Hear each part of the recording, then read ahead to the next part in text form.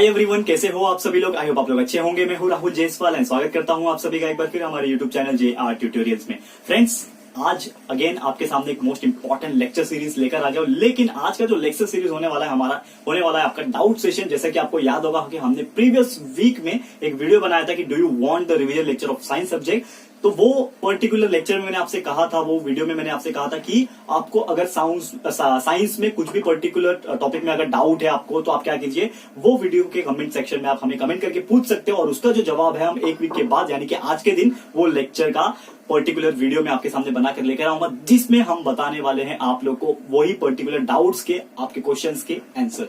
जैसे कि आपको पता है कि हमने कहा था कि जो भी इंपॉर्टेंट क्वेश्चंस रहेंगे उसको ही हम सिलेक्ट करने वाले हैं। बहुत सारे फालतू के कमेंट्स भी आए थे दोस्तों, जैसे कि आपको पता है कि आप लोग अपना प्यार दिखाते रहते हो, तो उसके लिए बहुत बहुत शुक्रिया है कि आपने बहुत अप्रिशिएट किया है हमें। लेकिन कुछ अनयूजुअल भी कमेंट्स है, जैसे कि आपको पता है कुछ लोगों की आदत होती है कुछ अनयूजुअल कमेंट करने की, तो उसको भी हमने देखा। लेकिन एक टाइम पे बुरा भी लगता है, कुछ चीज आप अच्छा कमेंट नहीं करते हो। तो दोस्तों, हम आपके लिए इतना मेहनत करके वीडियो बनाते हैं, तो प्लीज हमें सपोर्ट कीजिए तो ज्यादा बेटर रहेगा आप लोग के लिए भी और हमारे लिए भी। तो बहुत सारे जो है 99% जो है वो तो अच्छे कमेंट ही आते हैं। ऑब्वियसली 1% कुछ लोग होते हैं जिनको नहीं पसंद आता है। कितना भी हम अच्छे से कोशिश करें आप लोग के लिए डेली मेहनत करके लेकर आए तो भी नहीं पसंद आता है, बट उसके लिए मैं कुछ बोल नहीं सकता हूं। लेकिन आप लोग इतना प्यार देते हो उसके लिए बहुत बहुत शुक्रिया है। तो आप लोग के लिए ही फिर से मैं बनाकर लेकर आ गया हूं आप लोग के लिए डाउट सेशन यानी कि revision lecture video of science. तो इसमें बहुत सारे क्वेश्चन है। टोटल मैंने यहाँ पे बात करूं तो कुछ 17-18 क्वेश्चन को सिलेक्ट किया यहाँ पे। बहुत ज्यादा किए कहने का मतलब ये है कि बहुत ज्यादा आए थे, 25-26 आए थे। बात करूं कुछ रिपीटेड क्वेश्चन भी है, मतलब एक ही टॉपिक जो है आपके बहुत सारे लोग ने भी कमेंट किया है एक ही साथ, तो उसका जवाब एक साथ आपको मिल जाएगा। लेकिन मैं बात करूं, यहाँ पे मैंने एक लिस्ट बना के रखा हुआ है आप लोग के लिए। तो यहाँ पे मैं आपको क्या करूंगा, 1 बाय 1 जो क्वेश्चन है उसको बताऊंगा। साथ में मैंने टेक्स्ट बुक भी लिया हुआ है आज के दिन हाथ में, कि आपको जो भी डाउट रहेगा तो फटाफट से हम लोग, मैं आपको पेज नंबर भी बताता रहूंगा और वो टॉपिक को एक्सप्लेन भी कर दूंगा आसानी से। तो आपको बिल्कुल वीडियो को स्किप नहीं करना है, लास्ट तक देखना है, आपको बहुत ही पसंद आने वाला ये चीज। तो स्टार्ट करते हैं आज का। तो सबसे पहला जो आया, जो कि अक्सर बहुत सारे लोग ने कमेंट किया था कि सर 9th चैप्टर स्टार्ट करो, 9th चैप्टर स्टार्ट करो। तो दोस्तों जरूर करने वाले हैं। जैसे कि आपको पता है कि हमने अभी तक 8 चैप्टर कंप्लीट कर लिया है, तो 9th जो चैप्टर है आपका एनवायरमेंटल मैनेजमेंट, तो उसको हम लोग क्या करेंगे, कल भी हमारा साइंस का लेक्चर होने वाला है। तो आज हमारा डाउट का सेशन खत्म हो जाएगा, तो कल से हम लोग आपके लिए रेगुलर लेक्चर वीडियो जैसे पहले लेकर आते थे वैसे आपको मिलते रहेंगे। तो 9th लेक्चर जो है, 9th चैप्टर जो है उसको हम लोग स्टार्ट कर देंगे उसके दिन, तो कोई भी टेंशन लेने की बात नहीं है। तो स्टार्ट करते हैं हम लोग। सबसे पहला जो डाउट आया था वो है ओम्स लॉ। तो ओम्स लॉ क्या होता है, यहाँ पे बात करूं चैप्टर नंबर 3 में नॉर्मली ये क्वेश्चन है। और पेज नंबर मैं बता दूं, पेज नंबर 34 पे आप देखोगे, ठीक है ना, आपके पास अगर टेक्स्ट बुक हाथ में होगा तो पेज नंबर 34 पे आपको ये टॉपिक मिल जाएगा, ओम्स लॉ क्या होता है। तो Ohm's law is nothing but आपका एक स्टेटमेंट होता है। जो हमारे साइंटिस्ट थे जिनका नाम है जॉर्ज साइमन ओहम, उन्होंने एक स्टेटमेंट कहा था कि voltage is directly proportional to current.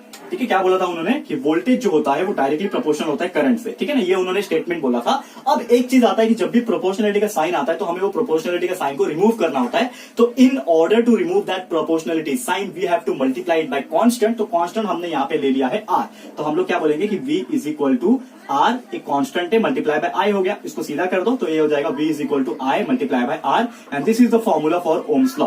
यानी कि voltage is equal to current multiply by resistance. Resistance क्या होता है कि एक पर्टिकुलर वायर में या फिर कोई भी सर्किट में हम रेजिस्टेंस तभी अप्लाई करते हैं जब हम लोग को क्या करना होता है, कोई भी करंट सप्लाई को स्लो डाउन करना होता है या फिर स्टॉप करना होता है, तो हम लोग क्या करते हैं, रेजिस्टेंस को अप्लाई करते हैं। तो ये उम्मीद करता हूं कि आपको समझ में आ गया ओम्स लॉ क्या होता है। अब इसी बेस पे न्यूमेरिकल जो होते हैं वो आप इजी सॉल्व कर पाओगे कि कोई भी चीज यहाँ पे अननोन दिया रहेगा, या तो वोल्टेज नहीं दिया रहेगा और करंट और रेजिस्टेंस दिया रहेगा, तो आप दोनों को मल्टीप्लाई करोगे तो वोल्टेज मिल जाएगा। रेजिस्टेंस नहीं दिया रहेगा तो वोल्टेज और करंट जो है वो आपको दिया रहेगा, तो आप रेजिस्टेंस निकाल सकते हो। तो इसी तरीके से आप जो है न्यूमेरिकल्स का जो वैल्यू है वो आप इजीली निकाल सकते हो। मुझे लगता है आपको ये चीज बहुत अच्छे से समझ में आ गई होगी। ठीक है, अब बात कर लेते हैं हमारे एक और टॉपिक की तरफ। और ये जो ओम्स लॉ पूछा था, मैं यहाँ पे नाम भी थोड़ा बहुत मेंशन कर दूंगा, जिनका नाम छूट जाएगा फ्रेंड्स उसके लिए मैं सॉरी बोलना चाहूंगा, लेकिन कुछ ही नाम मैंने यहाँ पे मेंशन किया हुआ है। तो मैं बता दूं, ये जो ओम्स लॉ का जो क्वेश्चन पूछा गया था वो निशांत जी की तरफ से पूछा गया था एंड एक राजवर्धन देसाई जी की तरफ से पूछा गया था। तो उनके लिए यहाँ पे मैंने आंसर बता दिया है। उम्मीद करता हूँ कि आप लोगों को ये अच्छे से समझ में आ गया होगा। ठीक है, अब बात कर लेते हैं अगले क्वेश्चन की। अगला क्वेश्चन यहाँ पे जो पूछा हुआ है, यहाँ पे मैं बता दूं आप लोगों को, बहुत अच्छा क्वेश्चन पूछा गया है, जो कि है रेजिस्टेंस एंड रेजिस्टिविटी। जैसे कि मैंने रेजिस्टेंस तो बता दिया कि रेजिस्टेंस इज नथिंग बट एक ऐसा चीजें होती है, जैसे कि आपको बता दूं कि दिस इज अ वायर। तो वायर में क्या होता है, हम लोग एक पर्टिकुलर जिगजैग लाइन जैसा कुछ चीज बनाते हैं। ये zigzag line nothing but coiling, wire का कॉइलिंग होता है। तो क्या करता है कि जब भी करंट इसके अंदर से पास होता है तो पास होगा तो ये वायर करंट जो है इसमें जाएगा, ऐसे करते करते यहाँ पे उसका टाइम जो है बहुत वेस्ट हो जाएगा। तो होता यह है कि जो स्पीड से अगर ये सिंगल सीधा वायर होता तो करंट बहुत इजीली यहां से पास हो जाता है, लेकिन वहां पे वो जिगजैग लाइन की वजह से यानी कि रेजिस्टेंस की वजह से ये क्या हो गया, यहाँ पे थोड़ा स्लो डाउन हो गया। तो हम लोग को जब भी करंट को स्लो डाउन करना होता है तो हम लोग रेजिस्टेंस अप्लाई करते हैं, ये होता है आपका रेजिस्टेंस। और रेजिस्टिविटी की बात करें तो रेजिस्टिविटी का एक फॉर्मूला होता है, आपको अगर मैं याद दिला दूं, रेजिस्टिविटी इज नथिंग बट हमारा सबसे पहला दो स्टेटमेंट हमारे जो साइंटिस्ट है उन्होंने दो स्टेटमेंट बोला गया है रेजिस्टिविटी के ऊपर कि resistance is directly proportional to length of that particular wire, and एक और चीज बोला है inversely proportional to area of cross section 1/A।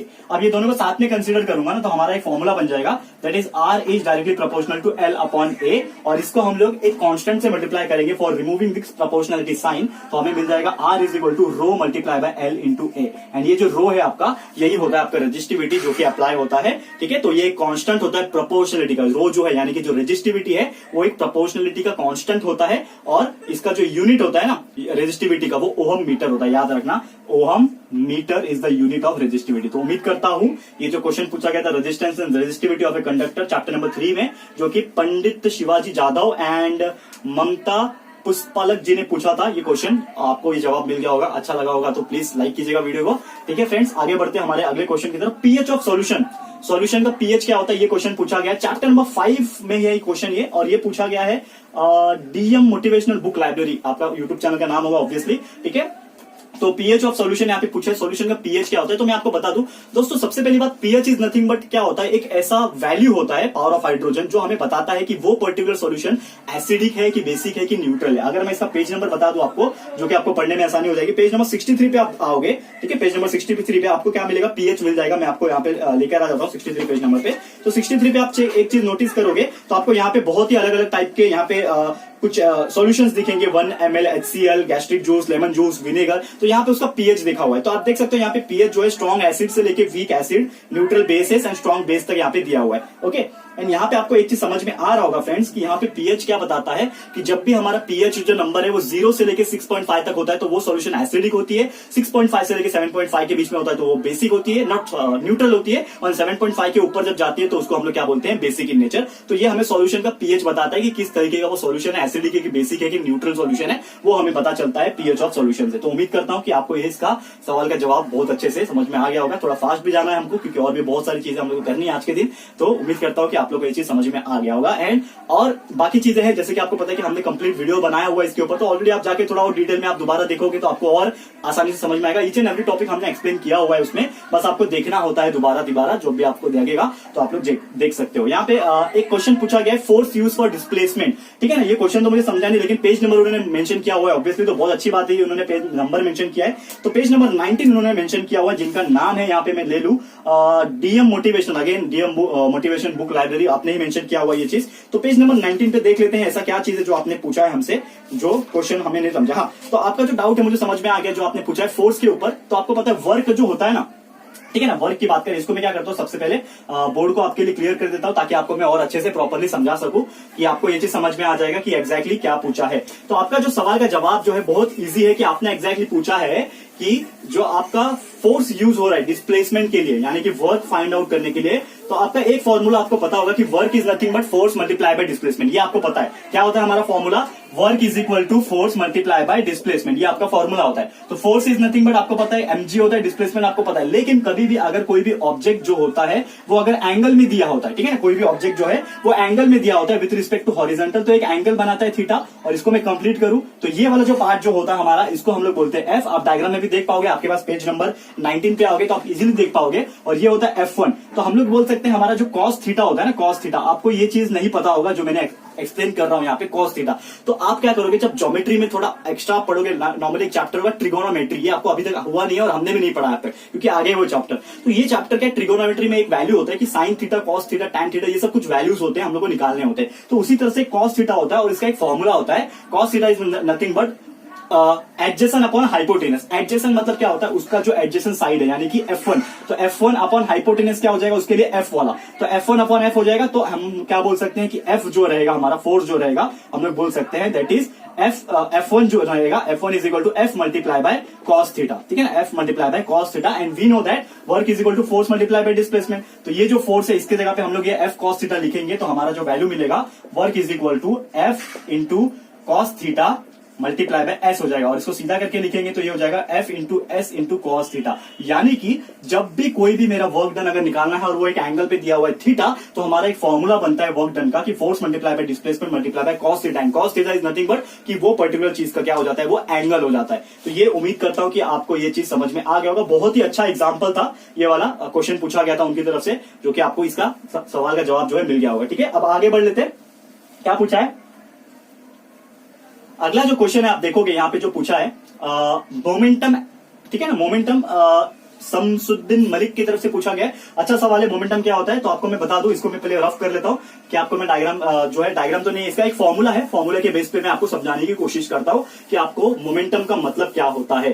ठीक है ना, तो यहाँ पे आप देखो, ध्यान से देखोगे तो आपको बहुत इजीली समझ में आ जाएगा कि मोमेंटम का मीनिंग क्या होता है। ठीक है, तो यहाँ पे आप देखो ध्यान से, ओके तो मोमेंटम का मतलब क्या होता है आप देखोगे तो आपको मिल जाएगा यहाँ पे कि momentum is nothing but mass multiply by velocity, और मोमेंटम को हम लोग एक्चुअली पी से डिनोट करते हैं। अगर बात करें तो P is nothing but mass into velocity होता है, मास को वेलोसिटी से मल्टीप्लाई करते हुए मोमेंटम मिलता है। लेकिन एक चीज होता है यहाँ पे, जो टॉपिक है आपके लिए, law of conservation of momentum में क्या बोलता है कि जो आपका फाइनल मोमेंटम होता है, फाइनल मोमेंटम जो होता है वो इनिशियल मोमेंटम के बराबर होता है। तो फाइनल मोमेंटम की बात करें तो हम लोग उसको लिखते हैं m1 u1, ठीक है, दैट इज फाइनल मोमेंटम की बात करें तो इसमें आ जाएगा फाइनल वेलोसिटी m1 v1 आ जाएगा प्लस m2 v2 आ जाएगा, और यहाँ पे इनिशियल मोमेंटम की बात करें तो उसमें इनिशियल वेलोसिटी आ जाती है, तो यहाँ पे हो जाएगा m1 u1 एंड प्लस करके m2 u2। तो ये आपका फाइनल स्टेटमेंट होता है m1 v1 m2 u2, और इसी के बेस पे हम लोग न्यूमेरिकल भी सॉल्व कर सकते हैं। जो भी आपको पूछा रहेगा, या तो पूछा रहेगा इनिशियल वेलोसिटी निकालो, या फिर फाइनल वेलोसिटी निकालो, या फिर आपको पूछा रहेगा मास निकालो, फाइनल मास इनिशियल मास जो भी है, दो ऑब्जेक्ट का मास जो है वो निकालो। तो आप ये फॉर्मूले के यूज करके आप इजीली निकाल सकते हो, और हमारा जो फॉर्मूला का मतलब यही होता है, that is final momentum is equal to initial momentum. उम्मीद करता हूं कि आपको जो क्वेश्चन पूछा गया था शमसुद्दीन जी, आपको ये चीज समझ में आ गया होगा, काफी डिटेल में हमने लेक्चर में भी पढ़ाया हुआ है, तो आप दोबारा वो वीडियो देख सकते हो, आपको वो चीज क्लियर हो जाएगा। क्लियर है, अब आगे बात कर लेते हैं। यहाँ पे एक बहुत ही अच्छा क्वेश्चन पूछा गया potential energy and kinetic energy के बारे में, जो कि पूछा गया है युगम सेठी की तरफ से। ठीक है, डेरिवेशन पूछ रहे हैं वो। देखो डेरिवेशन नॉर्मली बहुत इजी होता है। अगर मैं बात करूं इसका पेज नंबर में निकालू potential energy and kinetic energy का डेरिवेशन का, तो पेज नंबर 22 पे ये चीज मेंशन किया हुआ है। आप भी आप 22 पेज नंबर खोल के देख सकते हो यहाँ पे। तो मैं आपको बारी बारी से बता देता हूँ कि potential energy and kinetic energy क्या होता है एग्जैक्टली। तो बहुत सिंपल सा इसका डेरिवेशन है। अगर मैं बात करूँ, इसको रफ कर लेते हैं, इन दोनों में आपको फटाफट से बता दूंगा कि what do mean by potential energy and kinetic. सबसे पहले कि पोटेंशियल एनर्जी का मतलब क्या होता है कि अगर कोई भी ऑब्जेक्ट रखा हुआ है तो उसके अंदर जो एनर्जी रखा हुआ है, मतलब रेस्ट पोजीशन में है, तो उसके अंदर क्या होती है, जो एनर्जी होती है वो पोटेंशियल एनर्जी होती है। अगर कोई भी ऑब्जेक्ट मूविंग कंडीशन में है तो उसके ऊपर, रनिंग कंडीशन में है तो उसके ऊपर जो एनर्जी लग रही है वो काइनेटिक एनर्जी होती है। अब काइनेटिक एनर्जी का डेरिवेशन किस तरह से आता है, हम लोग को पता है एक चीज कि वर्क जो होता है हमारा, work is nothing but force multiply by displacement होता है। ये एक हमने चीज पढ़ा हुआ है पहले से। अब यहाँ पे मैं according to the Newton's second law, हमारा एक सेकंड लॉ क्या बोलता है, फोर्स जो होता है ना, मास इंटू एक्सेलरेशन होता है। ये हमने पहले से पढ़ा हुआ है। ठीक है, इसको मैं इक्वेशन नंबर 1 का नाम दे देता हूँ। ठीक है, मैं डेरिवेशन आपको बता दूं, आपको ध्यान से देखना, क्योंकि ऑलरेडी मैंने डिटेल में पढ़ाया हुआ है पहले भी। लेकिन यहाँ पे मैं आपको बता रहा हूँ कि work is equal to force into displacement होता है, और फोर्स जो होता है मास इंटू एक्सेलरेशन होता है according to second law of motion. ये हमने पढ़ा हुआ है। तो हम क्या बोल सकते हैं, एक और हमारा जो इक्वेशन ऑफ मोशन जो हमने फर्स्ट चैप्टर में पढ़ा हुआ है, वो क्या होता है हमारा कि s जो होता है वो ut plus half at square होता है। ये हमने पहले भी पढ़ा हुआ है कि s is equal to ut plus half at square. अब एक चीज पता है कि u का जो वैल्यू है इस केस में वो 0 होता है। तो अगर ये u 0 होता है तो ये पूरा टर्म 0 हो जाएगा। तो क्या बचेगा, s is equal to half at square बचेगा। करेक्ट है, तो s मेरा क्या बचा, सिर्फ हाफ at स्क्वायर बचा। करेक्ट है। अब एक चीज मैं क्या बोल सकता हूं कि फोर्स का वैल्यू मुझे मास इंटू एक्सेलरेशन मिल गया, s is equal to half at square मिल गया। तो ये पहले वाले में मैं डाल सकता हूं। तो मेरा जो फाइनल इक्वेशन बनेगा, W जो बनेगा वो क्या बन जाएगा, यहाँ पे फोर्स की जगह पे मैं क्या लिख रहा हूँ, मास इंटू एक्सेलरेशन, और यहाँ पे मल्टीप्लाई बाय डिस्प्लेसमेंट की जगह पे मैं लिख रहा हूँ हाफ at स्क्वायर। ठीक है ना, हाफ at स्क्वायर। अब यहाँ पे आप एक चीज नोटिस करोगे कि यहाँ पे a है, यहाँ पे a है, तो दोनों मिला के a स्क्वायर हो जाएगा, और t स्क्वायर तो पहले से ही है। तो मैं इन शॉर्ट क्या लिख सकता हूँ यहाँ पे कि जो W है वो मेरा क्या हो जाएगा, मास मल्टीप्लाई बाय, अगर मैं हाफ को पहले ले लूंगा, हाफ m, ठीक है ना, और ये a और ये a मिलके a स्क्वायर हो जाएंगे और t स्क्वायर हो जाएगा। यानी कि ब्रैकेट में अगर मैंने एक साथ ले लिया तो a t स्क्वायर हो जाएगा। और हम लोग को एक चीज पता है कि velocity is nothing but acceleration into time, v is equal to एक फॉर्मूला है हमारा। अगर मैं आपको जो हमारा Newton's first equation of motion जो होता है वो क्या होता है, v is equal to u plus at होता है। u हमारा 0 है तो v क्या हो जाएगा, at हो जाएगा। u 0 है तो v at हो जाएगा। u 0 क्यों, क्योंकि इनिशियल वेलोसिटी कोई भी ऑब्जेक्ट का 0 होता है रेस्ट पोजीशन में। करेक्ट है, तो ये at की जगह पे मैं v लिख सकता हूं। तो ये at की जगह पे मैं v लिख दूंगा तो क्या हो जाएगा, w will be equal to half m multiply by ये 80 की जगह पे v लिखूंगा और स्क्वायर ऊपर पहले से ही है, तो हाफ mv स्क्वायर ये हमारा क्या हो जाएगा, वर्क का फॉर्मूला हो जाएगा। और एक चीज हमें पता है कि काइनेटिक एनर्जी वर्क के बराबर होता है, तो ये w की जगह पे मैं काइनेटिक एनर्जी लिख सकता हूं। तो kinetic energy will be equal to half mv square and this is the formula for kinetic energy. Correct है, ये डेरिवेशन है आपका। देखो इस तरह से मैंने कितना शॉर्टकट तरीके से आपको बताया और डिटेल में मैंने आपको नॉर्मली जब भी हमने वीडियो लिया था, वीडियो जब आपको बताया था तो आपको बहुत अच्छे से एक्सप्लेन किया है। उम्मीद करता हूं कि आपको बहुत अच्छे से समझ में आया होगा। युगम जी, ठीक है, potential energy and kinetic energy का डेरिवेशन। हाँ, पोटेंशियल एनर्जी का रह गया तो भी बता देता हूं। पोटेंशियल एनर्जी आप देखोगे तो उसके ही अगले पेज पे आपको मिल जाएगा पोटेंशियल एनर्जी का डेरिवेशन, जो कि बहुत सिंपल होता है। सबसे पहले इसका जो मैंने आपको थियरी बताया कि पोटेंशियल एनर्जी रुके हुए ऑब्जेक्ट पे यानी कि स्टेशनरी ऑब्जेक्ट पे अप्लाई होता है। तो स्टेशनरी ऑब्जेक्ट पे अप्लाई होता है तो हमें एक चीज पता है कि वर्क जो होता है वो फोर्स इंटू डिस्प्लेसमेंट होता है, ये हमें पता हुआ है, ठीक है ना। फोर्स इंटू डिस्प्लेसमेंट होता है ना, तो फोर्स का एक और फॉर्मूला होता है हमारा। इसको मैं अगर रफ कर दूं आपके लिए, मैं पोटेंशियल एनर्जी का डेरिवेशन बताऊं तो क्या होता है, अगर मैं आपको बताऊं, देखो ध्यान से, कि जो वर्क होता है ना, वर्क वो फोर्स में एक चीज हम लोग का कैरी होता है कि force is nothing but mass into gravity. Mass into acceleration भी होता है और acceleration due to gravity is nothing but G. तो mg हो गया, फोर्स की जगह पे हम लोग mg लिख सकते हैं, करेक्ट है। ये एक चीज आपको समझ में आ गया। और दूसरा चीज हम लोग बोल सकते हैं कि जो डिस्प्लेसमेंट होगा अगर वर्टिकली हो रहा है तो वो उसके लिए क्या होता है, हाइट होता है। तो मैं s के जगह पे h लिख सकता हूं, तो मैं क्या लिखूंगा कि वर्क डन जो रहेगा, फोर्स की जगह पे मैंने mg लिखा और s के जगह पे मैं हाइट लिख रहा हूं यानी कि h। तो work is equal to mgh हो गया। एंड वी नो दैट कि जब स्टेशनरी कंडीशन रहेगा तो जितना भी वर्क हो रहा रहेगा वो पोटेंशियल एनर्जी के बराबर ही होगा। तो w की जगह पे मैं लिख सकता हूं पोटेंशियल एनर्जी। तो potential energy will be equal to क्या हो जाएगा, mgh, that is mass multiply by gravity multiply by height and this is the formula, ठीक है। जैसे हमारा काइनेटिक एनर्जी के लिए क्या था, half multiply by mv square, m mass है, v वेलोसिटी है, ये पोटेंशियल काइनेटिक एनर्जी का फॉर्मूला हो गया, ये पोटेंशियल एनर्जी का फॉर्मूला हो गया। In this way we have derive the kinetic energy and potential energy derivation, जो कि बहुत सिंपल होता है। एक बार ध्यान से दोबारा वीडियो देखो तो आपको बहुत अच्छे से समझ में आ जाएगा। क्लियर है, तो मुझे लगता है आपको ये चीज समझ में आ गया होगा। ओम्स लॉ ऑलरेडी मैंने पढ़ा दिया है। Register in series and register in parallel बहुत अच्छा टॉपिक पूछा गया है जयश्री की तरफ से, ठीक है ना। ये भी मैं आपको बता देता हूँ, ध्यान से आप देख सकते हो, बहुत ईजी टॉपिक है, ठीक है ना।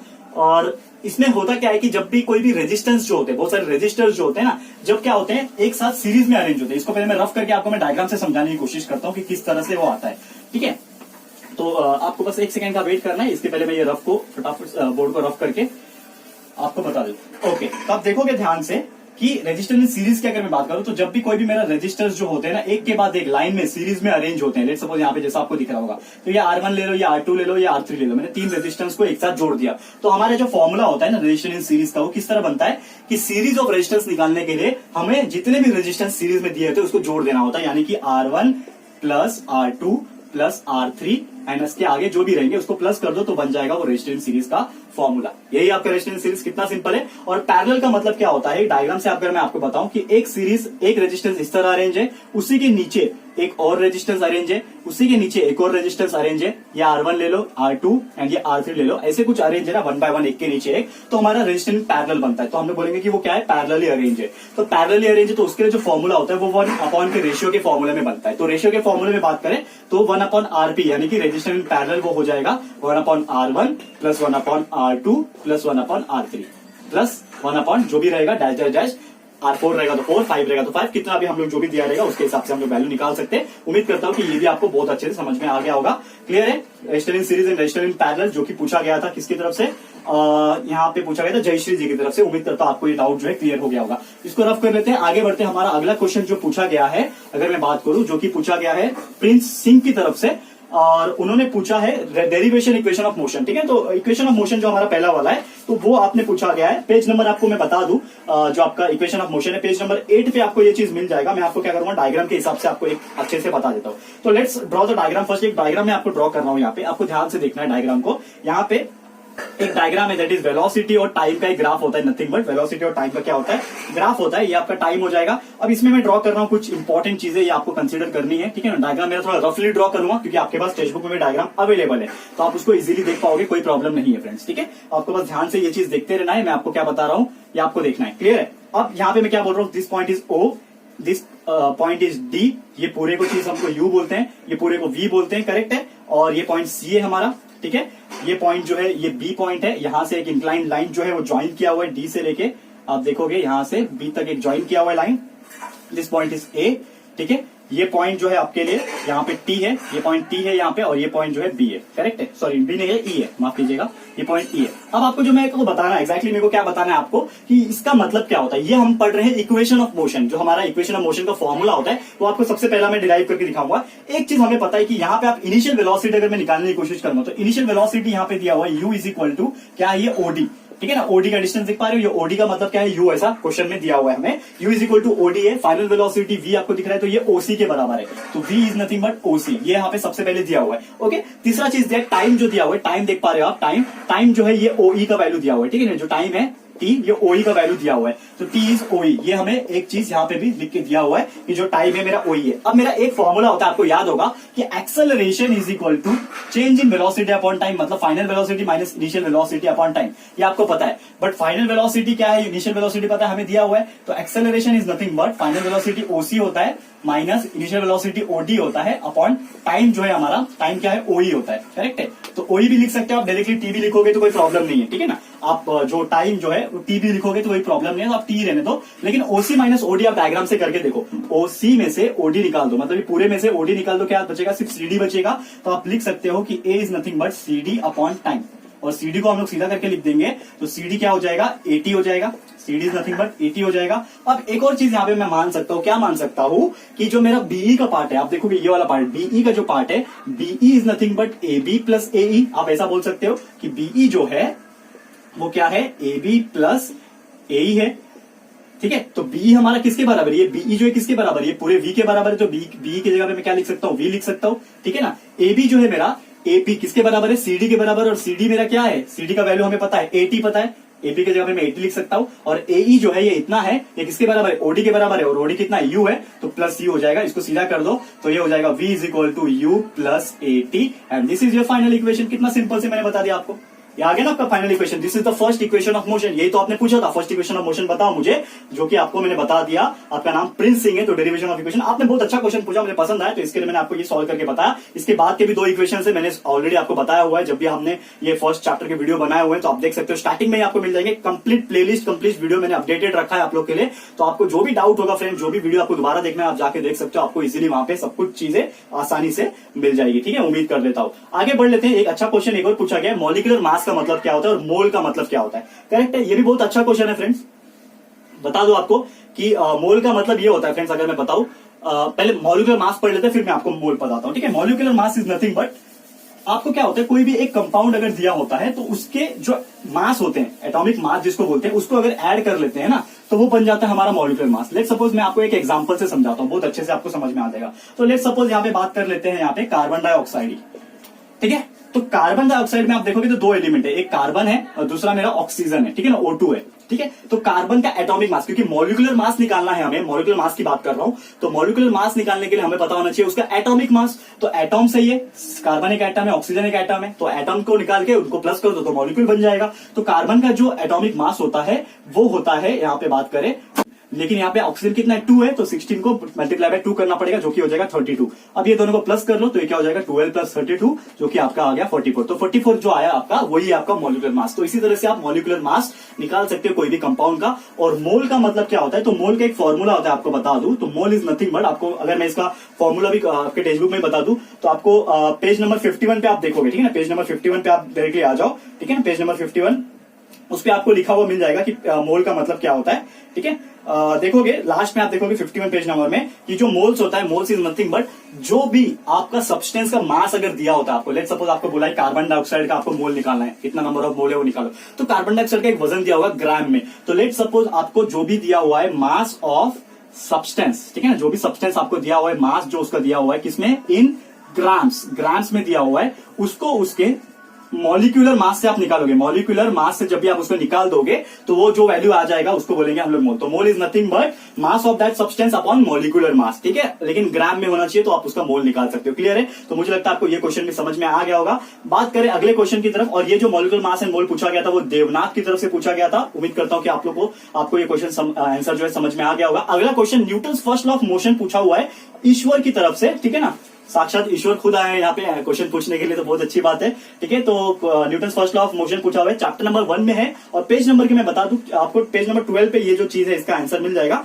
तो क्या होता है Newton first law of motion, एक इसका थियरी है कि an object remain to at rest और in a state of motion along a straight line unless an external force applied. अब इसका मतलब मैं आपको बता दूं, थियरी तो आपको मैंने बता दिया, लेकिन इसका मतलब क्या होता है, कोई भी एक ऑब्जेक्ट है, लेट्स सपोज ये ऑब्जेक्ट है, ये एक जगह पे रखा हुआ है, तो ये ऑब्जेक्ट जो है कब तक नहीं हिलेगा, जब तक कि मैं इसके ऊपर एक फोर्स ना लगाऊं। एक बॉल इमेजिन कर लो, एक बॉल आपकी जमीन पे रखा हुआ है, ठीक है, वो बॉल जमीन पे रखा हुआ है तो अपने आप हिलेगा क्या? नहीं हिलेगा। वो बॉल तब तक नहीं हिलेगा जब तक कि आप उसके ऊपर कोई भी एक्सटर्नल फोर्स अप्लाई नहीं करते। और यही है आपका न्यूटन फर्स्ट लॉ कि कोई भी ऑब्जेक्ट अपनी जगह से हिल नहीं सकता, मूव नहीं कर सकता, जब तक कि आप कोई भी बाहर की रूप से यानी कि एक्सटर्नल रूप से आप उसके ऊपर कोई फोर्स ना लगाओ, कोई प्रेशर ना लगाओ, तब तक वो हिलने वाला नहीं है। And this motion is known as the Newton first law of motion, Newton first law of equation. मुझे लगता है आपको ये चीज भी समझ में आ गया होगा। अच्छा क्वेश्चन था ईश्वर की तरफ से, उम्मीद करता हूं। अगला जो क्वेश्चन है यहाँ पे अरेनियस थ्योरी पूछा हुआ है, जो कि सुवर्णा मखदूम की तरफ से पूछा हुआ है। बहुत अच्छा क्वेश्चन है। Arrhenius theory is nothing but acid and bases होता है। वी नो एसिड क्या होता है कि एसिड में क्या होता है, H प्लस आयन जब भी आपको दिखेंगे H प्लस,